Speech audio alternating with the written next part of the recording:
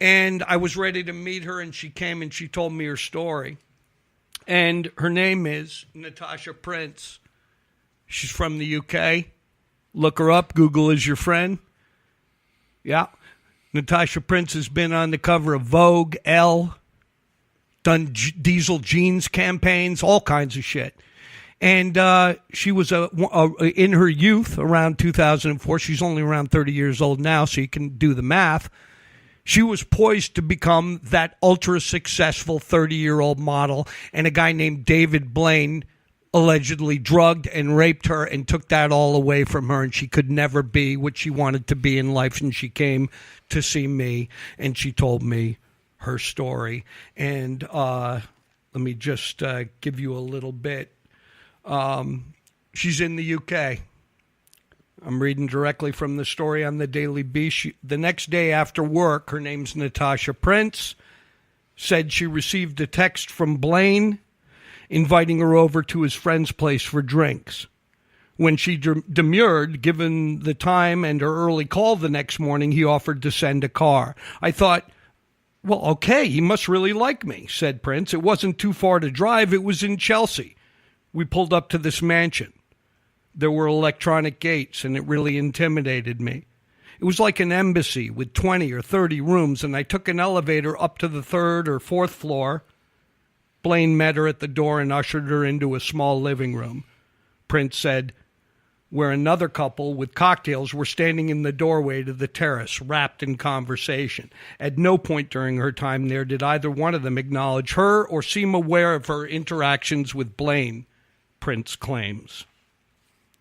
At one point, Prince said Blaine disappeared into the kitchen and returned with a vodka and soda in a tall crystal glass.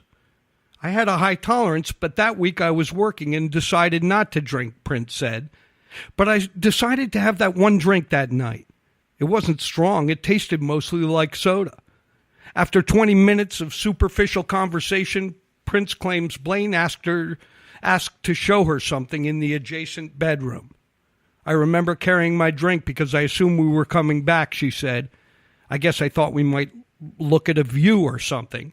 At this point in our conversation, Natasha Prince burst into tears, and we took a 10-minute break to get some air. Then she continued.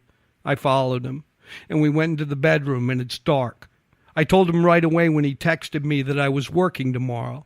So I was thinking maybe we would have a sort of intimate conversation somewhere else for 5 or 10 minutes, but he spun around quite quickly and said, kiss me. I did kiss him. And then he said, finish your drink. And took the glass from me and put it on the table, and that's really the last thing I remember. I'll finish up here. At some point I was on the bed, face forward, and he was behind me. I think it woke me up a little bit because I'd never felt that anal sex done to me before. Wow. I remember moving around a lot. I was limp, and I was very floaty. I was in and out of a deep sleep. Okay. Yeah, that's dark. But we're not the ones living with it. So I told her story. Went viral overnight, I believe. All the tabloids and trades picked it up. But let me take you all to the comment call. You know what that is, Carl, right? Where the people who read it can put in their opinions, correct? And it sometimes can stretch out hundreds or even thousands on these things. No, the comment call. Oh, sorry. Comment call in journalism is when you have to call the perpetrator, the accused. I'm sorry, of course. Sorry. That's okay. That's all right. So, kind of went like this. My boy who had facilitated this whole thing slipped me David Blaine's cell phone number. Now, I like to get the jump on people, so my call is blocked. It's like if I call you, Dr. Dave, if I call you on my phone and you see that it's a restricted number, it's either me or it's your probation officer, okay? One of two, so you got to answer it either way. Dr. Dave, stop ignoring my calls. That's our sound guy, by the way. Okay? Yeah. All right. Had I only known it was actually you. Yeah. So, leave a voicemail, Ebner. You got it. David Blaine picks up on the second ring. Hello? I'm like, no, he didn't even. Yeah, I guess he goes, hello. I go, David Blaine. He says, Yo. I said, yo. He said, who's this? I said, this is Mark Ebner. I'm a reporter for the Daily Beast. He said, oh, how'd you get my number? And I took a beat. Magic. And you could hear his motherfucking head breaking on the other end of that wire. Oh, my God. Got you, you motherfucker. Anyway, then I said, yeah, I bet you get that all the time, right? Right, David Blaine? It was all I could do to not inject a little even more darker humor here. Hey, I'm David Blaine. You want to see me make my dick disappear? Hey, hold on a second. Let me take it out of her ass first, and I'll put it back in. You bitch. What? She wouldn't even notice. She wouldn't even notice if you put it back in, because I have it on high authority, David Blaine, that you, sir, have a very, very, very tiny dick, you rapist. Wow. I didn't learn that in Journalism 101, but okay. What, calling people rapists? I mean, well, treating it like that, but wow. Okay. If the condom fits, right? Well, apparently it probably doesn't with him. A little oversized. Anyway. Yeah. So, David Blaine, wanted in the EU. Yeah, the crime happened in London, and Scotland Yard, you know, nomenclature there, whatever. London Metro Police are the investigating authorities on this. There is an active investigation, and the way I left that story, I don't know if he's been to Europe since then, but as I left that story, if he set foot in the European Union, he can be taken in and compelled to go in for questioning. So I wonder if he's done so yet. It'll be interesting to find out. He's such a big deal. Big deal in the UK. Remember when he did that thing?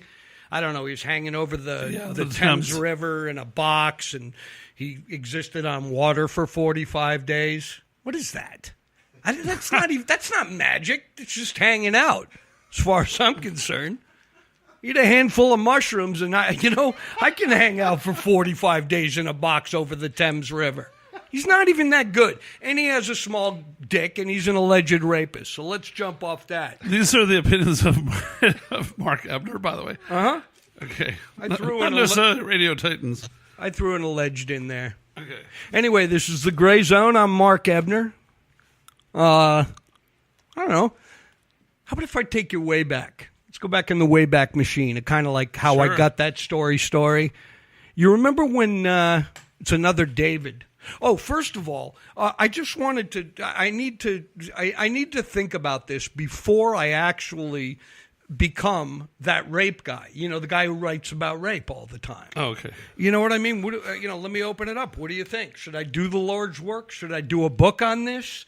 Should I follow the David Blaine story, quite possibly to the infamous Pussy Posse? Shall I take the rapists and modelizers out there who have been doing these crimes and perpetrating them in thinking that they can do it in perpetuity? Shall I take them all down? Shall I take the rape trail and follow it all the way to the top of the White House? Steve Wynn? Wow. Steve Wynn? How about Steve Wynn? I was just talking to a pal about Steve Wynn. RNC chair for Donald Trump. He wanted to fuck a grandmother. Okay? That was the thing.